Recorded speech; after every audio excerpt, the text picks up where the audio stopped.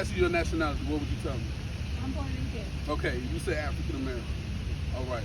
Now let me ask you something. Puerto Rican, do you know what Puerto Rican means? Not really. It means rich port, right? African American, Africa was named, we call ourselves African American because we come from Africa, we live in America, right? Do you know Africa was named after a white man? Yes, his name was Amerigo Vespucci.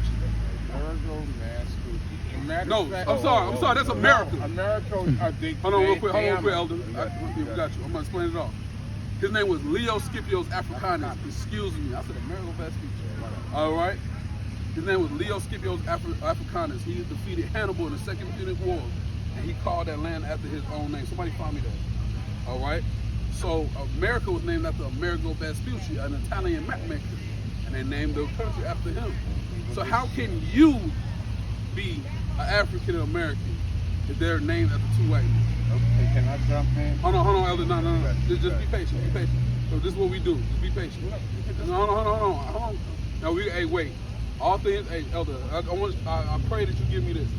All things must be done decently and in order. So when people come up, we can have a dialogue, right?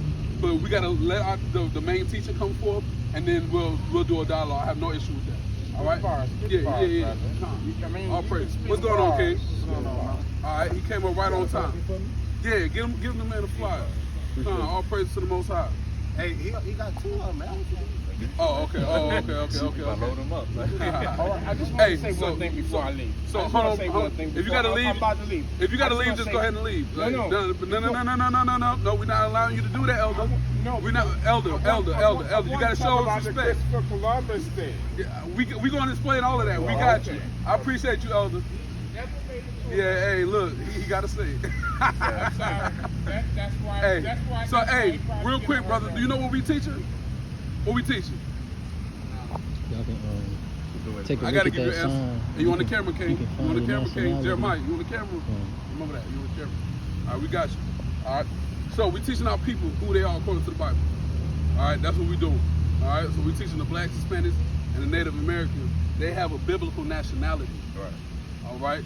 So, do you believe in the Bible, brother? I got you.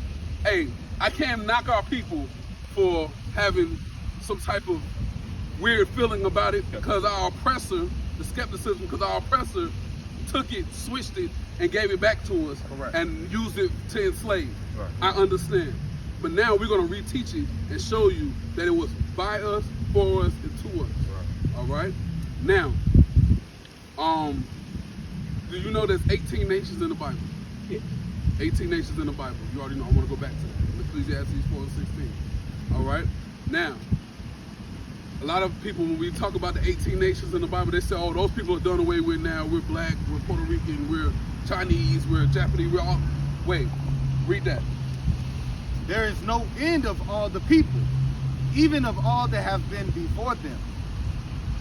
Okay, so that's Ecclesiastes 4:16. It says there's no end of all the people. So the people that was, the 18 nations that was in the scriptures, they're here right now.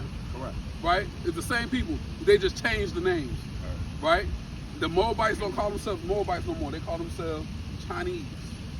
Right? Edomites don't call themselves Edomites anymore. They call themselves white people. Caucasian. Right? Now, we're going to find out who we are. So if I was to ask you, which nation are you and you? What would you tell me? Puerto Rican? Right. Read that. Right? Yeah. Which nation? We don't know. Isaiah 1:3. Somebody give me that. Isaiah 1:3. And you know it was prophesied that we wouldn't know? We walking around calling ourselves black, which is a color. The shoes are black, our skin are not black. We got beautiful brown skin. Right? We call ourselves Afro-American at one point. That's a hairstyle. Right. We already talked about African-American. Negro is just Spanish for black. Right. Nigga is just a derogatory word, but they use it as a derogatory word, but you can find a variation of it in the scriptures, right, which Latino, means black, right? Latino, Indian, which means savage, Hispanic. Right? All of these different things. right? But we're going to find out. You got that for me? We got Isaiah chapter 1 and verse 3. The ox knoweth his owner, and the ass his master's crib. But Israel does not know. My people doth not consider. Right. The Most High's people do not know who they are, nor do they consider.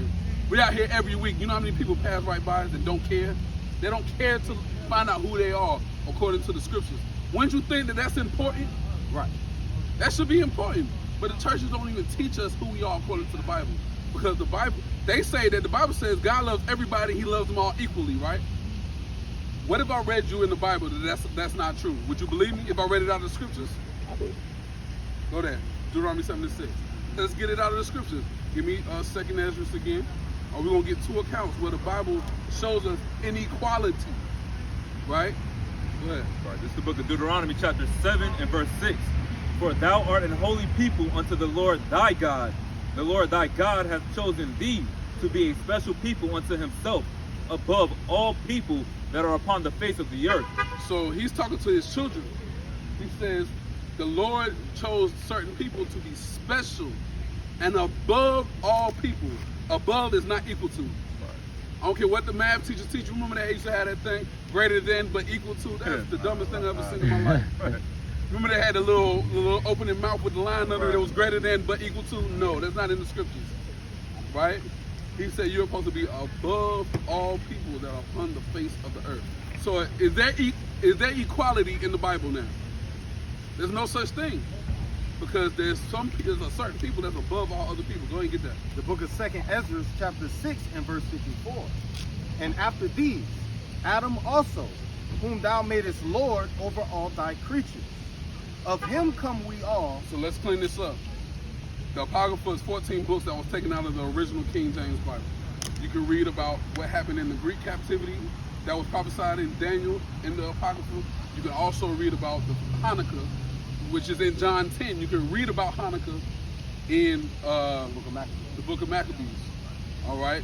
It just talks about in John 10. What does it say? It says that Christ went up to the feast of dedication. Right, but it doesn't expound on it. Right. You can't find it nowhere else. So where do you find it? You find it there. The Protestant church took it out because it further shows us who we are. Right. Correct. The scriptures that he's reading is one of those scriptures. All right. You get an original 1611 Bible. It has 80 books in it. Go to Barnes and Noble right now. Ask for original 1611 King James Bible. It has 80 books in it. This is already in it. Right. All right. So you got to ask ourselves, why was it taken out? Right. Keep going. Oh, but it said, read it from the top. Read it from the top. And after these, Adam also, whom thou madest Lord of all thy creatures. All right, King. Of him come we all. So we believe that we all come from Adam, right? The man Adam. And the people also whom thou hast chosen. So it said, and the people who he's chosen. So he's now differentiated the two. All right, go ahead. All this have I spoken before thee, O Lord, because thou madest the world for our sake. As for the other people, which also come from Adam, thou hast said that they are nothing. Said the other people that also come from Adam, outside of his chosen, it says they are nothing. Right, keep going. But be like unto spittle, and has likened the abundance of them unto a drop that falleth from a vessel. So he said they're like spit to him. And he likened the abundance of them as a drop that falleth from a vessel. A vessel's a big thing of water. And he said a little drop comes out. That's how much I care about them. Right. You holding a bottle of water and a teeny drop falls out, some condensation falls off the bottle. Are you trying to get in the grass and scoop that up? You're like, nah, like, it is what it is, all right? You don't care about that, right? But that's what he said the other nations are. So that shows you right there that there's no equality in these scriptures. That's right. All right? So now that you know there's a chosen people, now we need to find out, who are you? That's the question we should be asking ourselves. It said Israel does not know. We read Isaiah 1 and 3, right? It said Israel does not know and they do not consider. So now the question y'all should be asking yourselves is, who am I according to the Bible? Let's get it. All right, this is the book of Deuteronomy chapter 28 and verse 1. And it shall come to pass, if thou shalt hearken diligently unto the voice of the Lord thy God, to observe and to do all his commandments which I command thee this day, that the Lord thy God will set thee on high above all the nations of the earth. Right, so this is God talking to his chosen people. He said, if you listen to me, do my law, statutes, commandments, I will set you on high above all nations on the earth. Right, y'all got parents. If you listen to your parents, you get rewarded, right? If you don't listen, what happens? You get punished. Give me that. Verse 15. But it shall come to pass if thou wilt not hearken unto the voice of the Lord thy God, to observe to do all his commandments and his statutes, which I command thee this day, that all these curses shall come upon thee and overtake thee. Is a curse a good thing or a bad thing? So if you listen, I'll bless you. If you don't listen, I'll curse you. So from this point on, all the way down to the end of this chapter, it's talking about all the curses that he will put upon the people. Let's read the first one. Verse 16. Cursed shalt thou be in the city, and cursed shalt thou be in the field. Oh, you already know all that. Cursed shalt thou be in the city, cursed shalt thou be in the field. I'm sure you've traveled America a little bit. You've been to different places. In every city in America, who do you see living in the projects? It'd be us. Right. How are they treating our Puerto Rican and Hispanic brothers and sisters in America? They're not treating us good at all, right? So in every city it says, curse you be in the city. You see how people live out here. Right. You know what I'm saying? They be on crack. Right. Last brother, he said he lives here. Crack cocaine in our neighborhoods, prostitution, littering, abortion clinics all over our neighborhood, liquor stores all over our neighborhood. You don't see that in the upper echelon neighborhoods in America. Right. You see it in ours. Right. That curse shall you be in the city, and curse shall you be in the field. Where were we cursed in the field? The plantation. Your people was picking, was doing sugar cane. Right? We were picking cotton. Right. You see what I'm saying? All right. Now, so, let's get another one. Give me, my bad. Give me 46. Give me 46. All right, verse 46. And they shall be upon thee for a sign and for a wonder, and upon thy seed forever. Now remember, I said from verse 15, the first curse, all the way to the end of the chapter, it's talking about curses. It said these curses will be upon you for a sign and a wonder, and upon your seed forever. All right. Now, why would the curses have to be upon us for a sign? Say it again. Make sure you fall in line. Make sure you fall in line, but also because we will forget who we are. Like legit forget who we are through time. Read that. Book of Jeremiah chapter 17 and verse 4. And thou, even thyself, shall discontinue from your heritage that I gave thee. And I will cause thee to serve thine enemies in the land which thou knowest not. For you have kindled a fire in mine anger, which shall burn forever. So this is why these curses put on us for a sign and for a wonder. Because when it's time for us to remember who we are, we will have to go back to these curses to figure it out. All right. Now it said that you would discontinue from your heritage that God gave us. What's better than an inheritance that God gave us? No better inheritance. Get that piece. Go ahead, Kay. And it's the book of Deuteronomy chapter 32 and verse 26. And this is God speaking. I said, I would scatter them into corners. I would make the remembrance of them to cease from among men. So that's him discontinuing us from our heritage. And how do you make the remembrance of somebody to cease from among men? Right? You wipe out their history. Their oral history, right? And all of our artifacts have been taken by another group of people. Right? So boom. There's a people that call themselves Jews or Israelites. All right? So there's people that call themselves Jews or Israelites, right? Hold on. But who are those people who call themselves the Jews? If you right now today, if you had to say those are the Jews, right? Like who calls themselves the Jews? I feel like you got the answer. I mean, people from Israel. And what color are they? I mean, they're slightly tan, mostly pale. The so-called the Jews with the curly little janks with the top hat.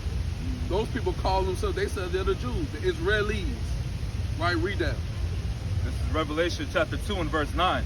I know thy works and tribulation and poverty, but thou art rich, and I know the blasphemy of them which say they are Jews and are not, but are the synagogue of Satan. But hold on. It said there's certain people that they're in poverty and tribulation. Right? It said the Jews, the real Jews are in poverty and tribulation. Right. The people who call themselves Jews right now, they're on the Diamond District, the movie industry, the music industry, the banks. They own all these things. They're the richest people on earth. The dollar in their community circulates for months. The dollars in our community doesn't circulate for 24 hours. Right. Meaning, I get paid, you have a business, I go spend money with your business. Then you take your money and you spend it with this brother's business. And he takes his, and then he goes until it gets all the way back to me. And then I do it again. That happens in their communities. Us, we get our paycheck, go to buy some Timberlands, go to Walmart. You know what I'm saying? It automatically goes right outside of our community. Right? But it says the real Jews are in poverty and they're in tribulation. Right? You got one? Okay, give me 32 and then go there. Right now. We still talking about the curses. Now I want you to remember this. There will be upon us for a sign and for a wonder to get us back on track, to remember, for us to remember who we are. Go ahead. All right, this is the book of Deuteronomy chapter 28 and 32. Thy sons and thy daughters shall be given unto another people, and thine eyes shall look and fail with longing for them all the day long. Salakia. And there shall be no might in thy hand. So one of the curses was your sons and your daughters. Give us 5 minutes, family. 5 minutes. See? But I tell you, this is how it goes. Our people do not consider, they don't care. All right? Your sons and your daughters will be given unto another people. Right? And you will want for your children that was taken from you, but you have no might in your hand to give it back. Did that not happen to our people? It happened to our people. Let's go back to the finances. Get that. Book of Haggai chapter 1 and verse 6. You have sown much and bring in little. You eat, but you have not enough. You drink, but you are not filled with drink. You clothe, but there is none warm. And he that earneth wages to put it in a bag with holes. That means you can never save your bread like that. Right. We can never save up our bread to get to the places of the people that built these towers, that build these banks. Because every time we get paid, give me that water bill, right? Give me that rent time, give me that car insurance, every time. Yep. Got a bag with holes. Coronavirus, hey, your hours are getting cut. Yep. But the bills still coming. Right. Credit card time. Yep. Bag with holes, man. All right, give me 37. That's the book of Deuteronomy, chapter 28 and 37. And thou shalt become an astonishment, a proverb and a byword among all nations, whither the Lord shall lead thee. You will become an astonishment, because everybody knows the blacks, Hispanics, and the Native Americans are the most talented people on the face of the earth. We're the strongest people on the face of the earth. If we weren't, we would have got killed off for all the things that happened to us. But then they see us in the park smoking crack cocaine, pants hanging down the hair, women walking around with their chest out, butt hanging out. They see us and they are astonished, because they know, in their back of their head, they know we're the most special people. Right? So they're astonished at the things that they see. Right? But it said it will be astonishment, a proverb, and a byword. Do you know what a proverb is? Proverb? A proverb. Not in the definitive time. Okay. So a proverb is a wise saying. They have a saying where they say, if you want to hide something from a nigga, put it in a book. That's a proverb. It's a wise saying against you. Right? But your whole nationality and history was right here the whole time. Our people don't like to read like that. Until we get knowledge like this, then we were like, oh, let me read something now. You know what I'm saying? I was a musician too. I was in the band from high school, middle school on through college. I'll read some music before I'll read a book. Point blank, period. I would skip class to go to the band room. You know what I'm saying? That's just what it was. Right? And it said a byword. A byword is anything outside of your God-given name. Right? Meaning, hey, Puerto Rican wasn't your name when your people were taking over there. They called you a rich port. Black wasn't your name when you came over here. Right? Indian wasn't the Native Americans' name when they came over here. This is their land because they were given this land by the Most High God, according to the scriptures. They wasn't calling themselves Indian. Indian means savage. Right. Why did they call them savage? Because they came to civilize the people. You feel what I'm saying? So that's a proverb, astonishment, and a byword. Anything outside of your God-given name. Give me that. Verse 46. And they shall be upon thee for a sign and for a wonder, and upon thy seed forever. You read it again for a reason. They're upon you for a sign and a wonder. 49. Verse 49. The Lord shall bring a nation against thee from afar, from the end of the earth, as swift as the eagle flieth. A nation whose tongue thou shalt not understand. Hey, every nation, Caucasian nation, they represent their national symbol was the eagle. America was the eagle, Europe eagle, Britain eagle, Italy eagle, Spain eagle, right? It said a nation will come against you from one end of the earth to the other, as swift as the eagle flies, right? And see, what we looking at behind us is an astonishment. That's a grown man in a dress and a wig, right? That's an astonishment. This is a direct result of the curses that we've gone through. All right, what you got? Nah, we're going to go to 54. Let's go to 54. Verse 54. So that the man that is tender among you and very delicate, his eyes shall be evil toward his brother, and toward the wife of his bosom, and toward the remnant of his children, which he shall lead. So it said we used to be delicate and tender towards each other. I would be able to see you and say, "What's up, King?" You be like, "What's going on, Art?" And we can give each other a brotherly hug, and we've never seen each other before. That's how we used to be. But now you walking in the mall, you see a brother with a nice outfit, you looking at his outfit, he'll look at you like, "What you looking at, nigga?" Like, Right. he'll put you to death for it if you look at him too long. Right. You see what I'm saying? That's us having an evil eye towards our brother, right? Black on black crime, us killing each other. That's an evil eye towards a brother. That's in the Bible. It's saying towards the remnant of, his wife. That's the single mother household. The marriage is not staying together. A high divorce rate in our community. Right. Then it said he'll have an evil eye towards the remnant of his children, which he shall lead. How many of our people don't have our fathers in the house? It's too many of us. We know that's prevalent in our communities, right? Give me 64, give me 68. Verse 64. And the Lord shall scatter thee among all people, from one end of the earth even unto the other. And there thou shalt serve other gods, which neither thou nor thy fathers have known, even wood and stone. Come. Now, it said you will serve other gods that you never known, even wood and stone. There's two major religions that the blacks, Hispanics, and Native Americans that they worship under, right? One is represented by wood, one represented by stone. What do you think the one that's represented by wood is? Christianity. They always talk about that old rugged cross, right? The other one is represented by the stone. What do you think that is? Hinduism? Nope. That's not, our people don't really do that. It's another one. World's second largest religion. Right. We had a whole nation of this religion that was just black people. Especially if you go to prison.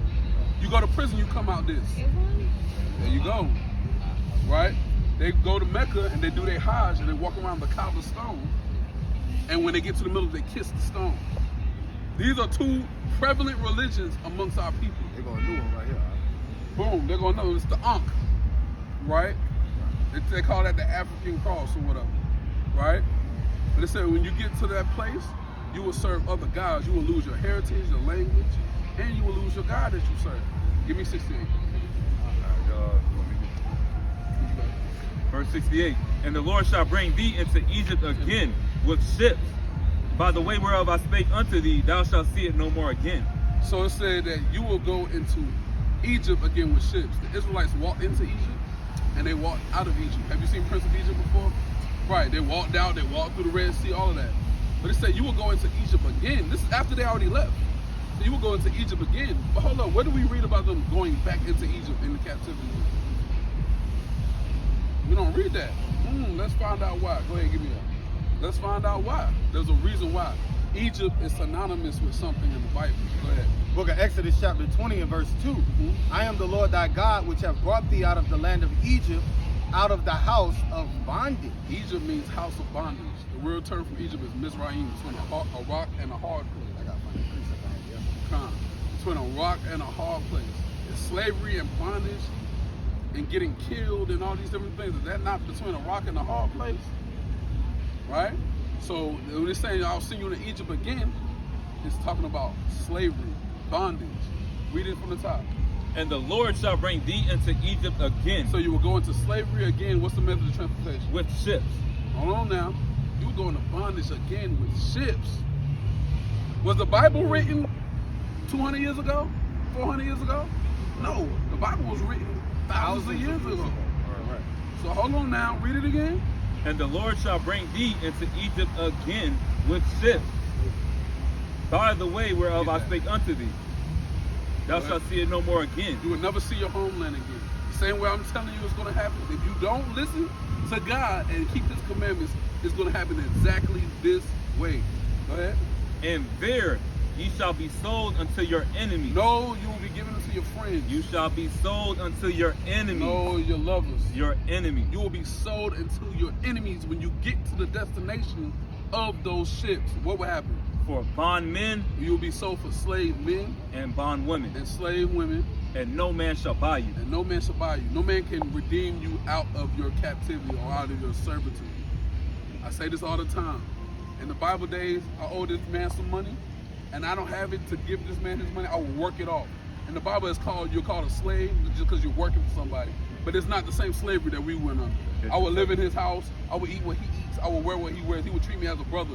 But I'm just his slave or his servant. So I'll work it off.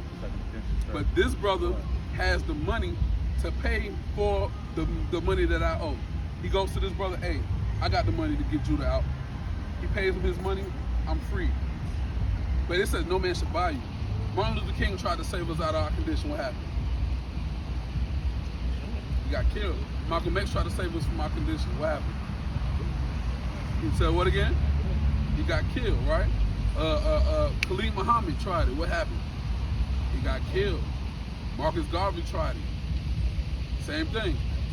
Nat Turner tried it. On and on.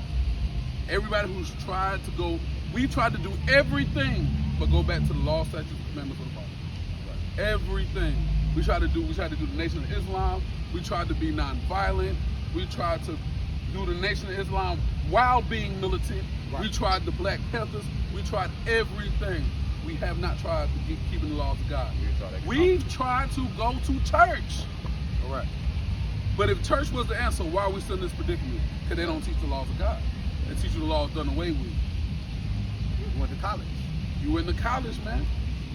But it don't work. We try economics. We tried Black Wall Street, Wilmington, North Carolina, Durham, North Carolina, Tulsa, Oklahoma, Rosewood. Where are all those things at now? Because we tried to do every way. What does it say if you try to enter in any way other than Yahweh Shah, which is Hebrew for Jesus, you are a thief and a robber. You're a thief and a robber. You trying to get the blessings any way but this. You're a thief and a robber, and it won't work. Right?